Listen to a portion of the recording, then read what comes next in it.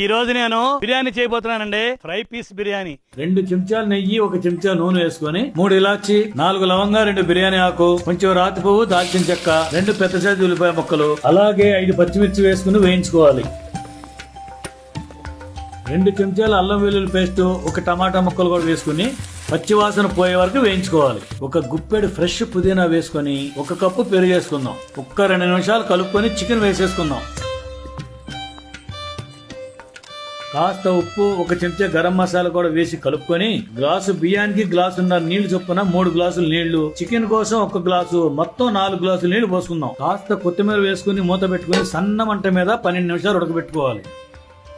ఇప్పుడు చికెన్ అంతా పక్కకు తీసుకుని నానబెట్టుకున్న 2 గ్లాసులు బాసుమతి బియ్యం వేసుకుందాం. చికెన్ ఉడికాక నీళ్లు మాత్రం 3 గ్లాసులు ఉండేట్టుగానే చూసుకోండి. సన్న మంట మీద పావు గంట సేపు ఉంచితే రైస్ పర్ఫెక్ట్ గా వస్తుంది. ఆహా, రైస్ సూపర్ గా వచ్చింది. ఇప్పుడు చికెన్ చేసుకుందాం.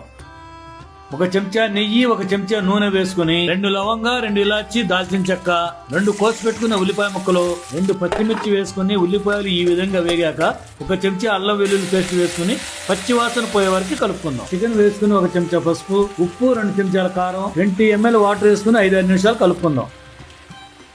1 చెంచా గరం మసాలా, 1 చెంచా ధనియాల పొడి, గుప్పెడు కరివేపాకు వేసుకుని 7-8 నిమిషాలు బాగా కలుపుకుంటే మన చికెన్ ఫ్రై రెడీ. చూసారా, చూస్తే కొరుక్కుని తినాలనిపిస్తుంది కదా.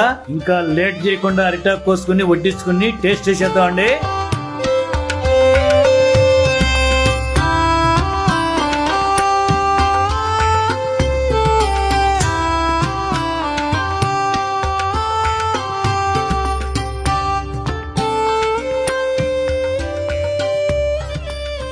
వాసన మాత్రం గుమాయించేస్తుందండి.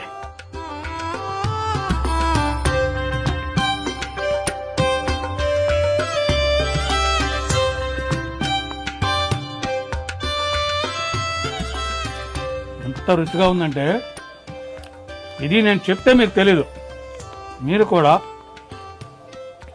ఇలాగే చేసుకుని ఆస్వాదిస్తూ తింటే దీని రుచి అనేది మీకు తెలుస్తుంది. బాబా ఇలా కలుపుకొని తినాలండి. ఎంత తృప్తిగా ఉంటుందో తెలుసండి. దీన్ని ఇలా ముక్కలో పెట్టుకొని ముక్కని ఇలా ముంచేసి